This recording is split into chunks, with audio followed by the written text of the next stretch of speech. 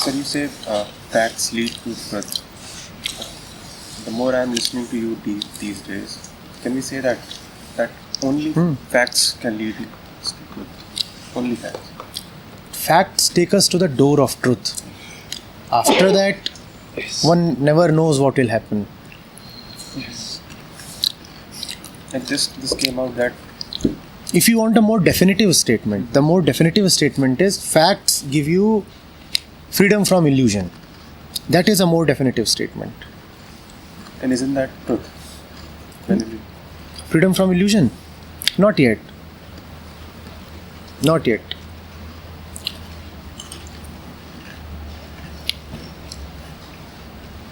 So what is left then? You are still at the gate.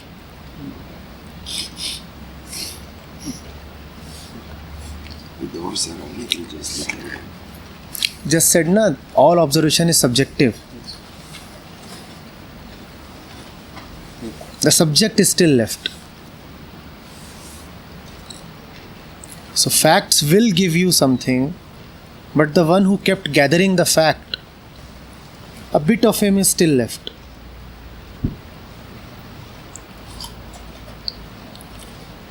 It's like you asking everybody to leave the room. And after everybody has left,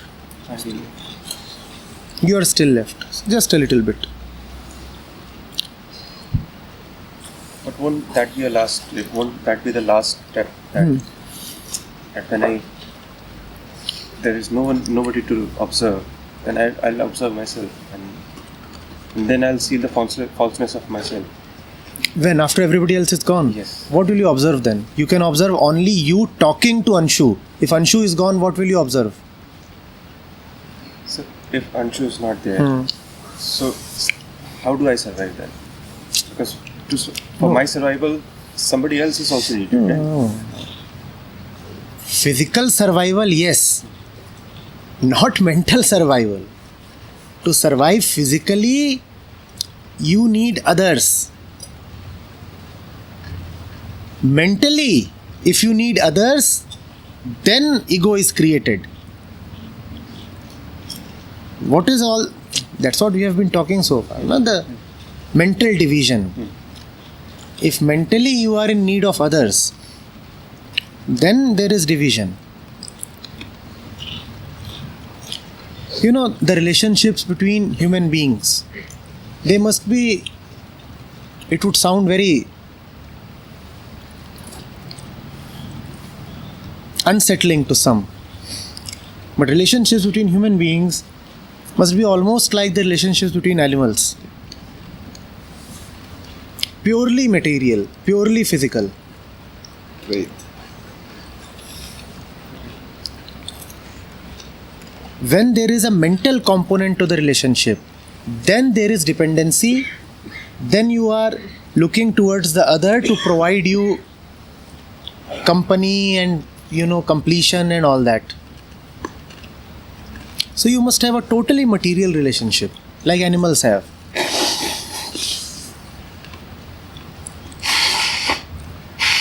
And it's a beautiful thing. Won't that be a physical dependence then? Oh, that you cannot help.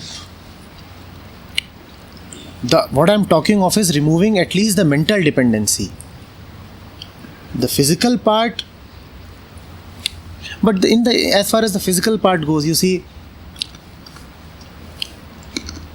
where an animal is found, there at the same place its habitat is also found. So even though there is a dependency, but it is not a crushing dependency. An animal is never found at a place where it should not be found.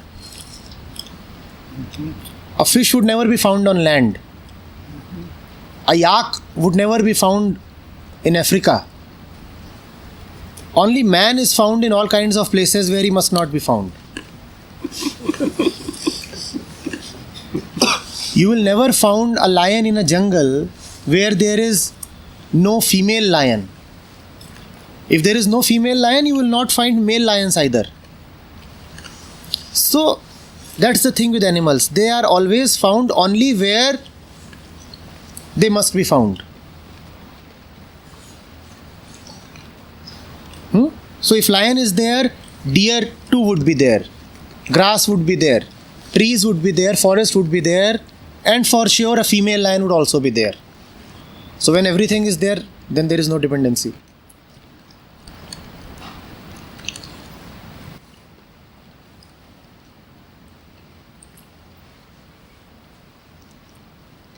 In fact, no animal is nervous. Is? Is nervous. Nervous. Nervous. Only man. Yes, of course. Even that nervousness, if at all it happens, sometimes there, because I have a few pet animals, so I know. That nervousness happens. I've seen them shaking and shivering a few times. But that is so very temporary and fleeting and happens only in cases of grave physical danger. And it is... Yeah, this is not so much nervous in the characteristic sense. Similar, yeah.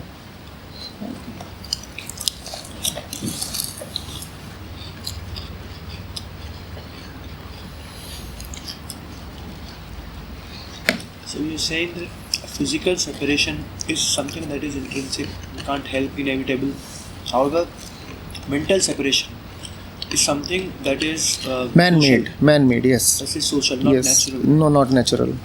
It can be argued that we see that the way animals relate with each other, it's way simpler than the way men relate. Yes. And there are other differences also. So, is there something not in the very evolutionary process that the more complicated the body would get, the more advanced that the brain would become? The advanced by whose definition? man's.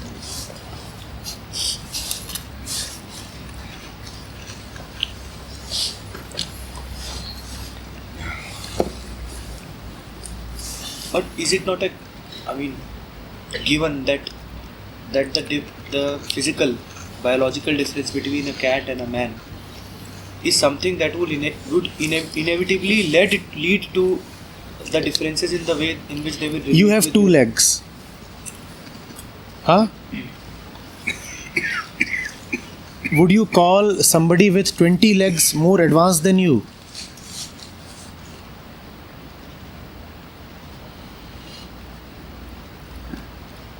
If there is any work that If it serves some natural purpose. All that which you call as the complexity of the human brain is that helping human beings be more joyful, free, light. So are human beings really more advanced because their brain is more complicated? Who knows? Whales and dolphins have very complicated brains. But I'm saying, is complication a virtue at all? That's what I'm asking. Oh, not necessarily. Is complication a virtue at all? What they found out last years, the vegetable world, not vegetables, but how you call it, trees and grass and all that, it is kind of so advanced that the human brain could never figure it out how connected intelligently, because now they invented machines which could measure it. So they are just wondering, how like grass and flowers, what the intelligence that is. Without brains, according to the human natures. What is evolution? And nowadays, last 20 years, some monkeys invented wars because they simulated human behavior. Really, they divided in tribes of monkeys, and they have really wars between them. Never was before. Is this obviously some evolution? But what kind? This is devolution. Or maybe catastrophe. Or maybe humans didn't observe them before regularly. Maybe it was forever like that.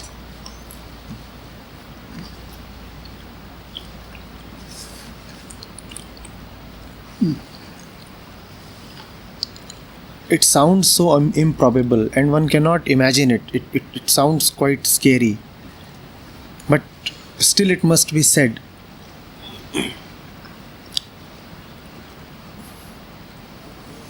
With the kind of consciousness that we have, within the broad framework of our functioning, there is no respite, no relief for us possible. There has to be a total annihilation of our ways. I am prepared to say that man will have to give up civilization if he wants any relief. The whole thing about civilization, progress, culture,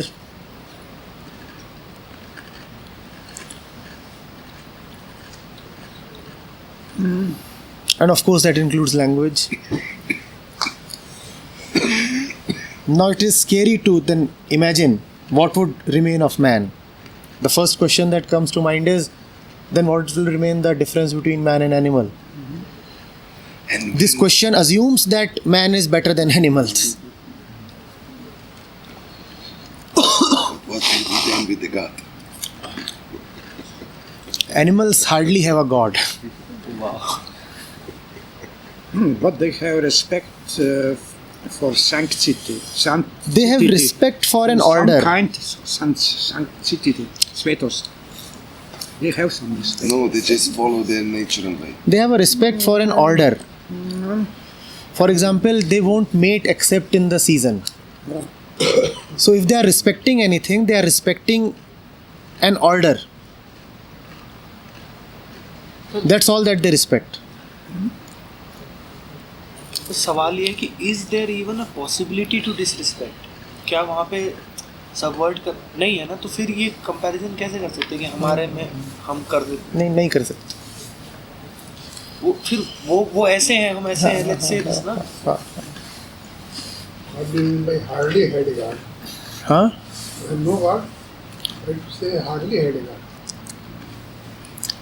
So that's the thing with human beings. They love to say things in a spicier way. just as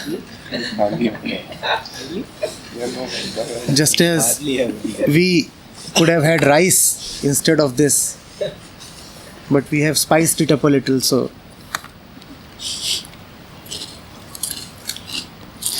when I was in second year of graduation, so one of the major things that was taught in a course was this. The teacher comes the very first day of the course. The course was Elizabethan literature.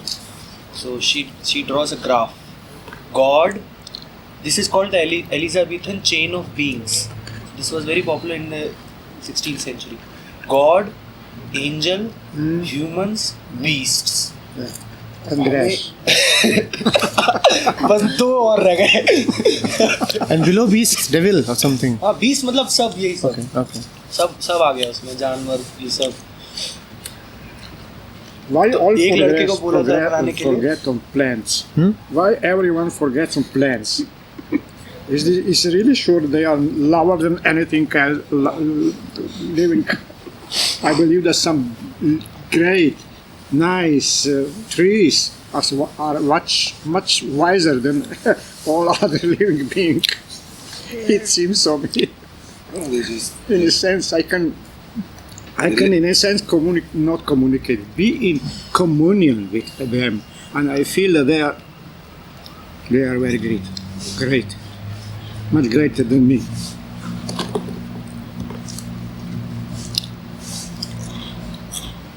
They aren't gods. No. They are simply great. You know, we were talking of observing and living in the facts.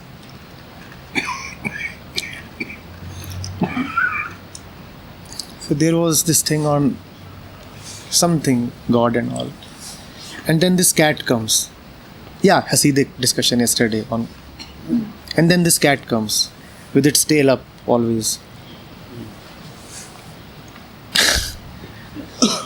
What deserves greater importance now?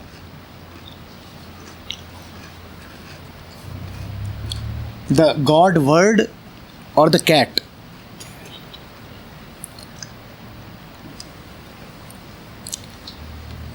That is what it means to live animal like. That is what it also means to live in the fact, not in the concept.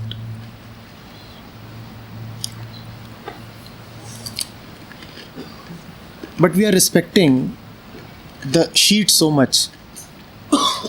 And even if we are acknowledging that animals are in a way higher than us, yet we will not respect the cat. But that sheet which contains the God word will be respected so much.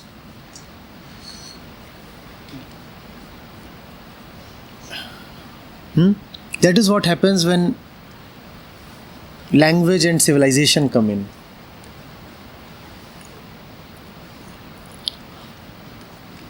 What about the cat? Who will talk of the cat? Why must one talk of the cat? The cat is a cat. Why must one even call it a cat?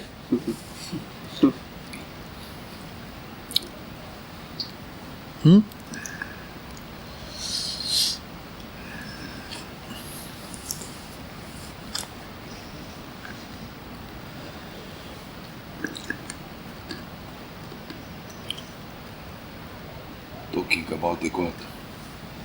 You know the story which happened in India when there was a guru and he has a cat, and while they have evening rituals, the cat was taking away the attention of people.